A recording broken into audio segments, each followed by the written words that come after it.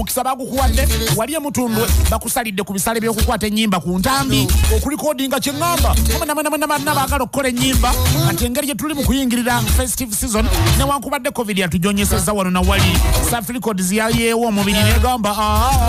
abantu basaabasajja abavubuka basaabasajja tebalina kufaana bitone byabwe tulina okubanga tubakwatako so South Records ngenda kusembayo nga nkuwa ennamba y'essimu funa peni awo n'olupapulo giwandiike bayambako abayimbi okulikodinga ennyimba ku kasente akatono okitegeera aye ne bakuyambako n'okuyamba kati lutwale ku radio gundi tugende ku TV gundi nga bwe nyininyini bakulembeddemu kasente katono bakuyambako mu promotion strategies zonna okukutemera empenda wano na wali oluyimba oluyisaawa ne lutuukayo ku TV gundi ne lutuuka ku radio gundi ekindi so bakuyambako South Records ntegeezewa CEO Benison Pro kakati kwata simu yino omukubire 7525 bagiyita South Records wali emutundwe not 7525 okitegedde muganda wange emunoonyeeko Benson producer ebintu birenga biva mu bulungi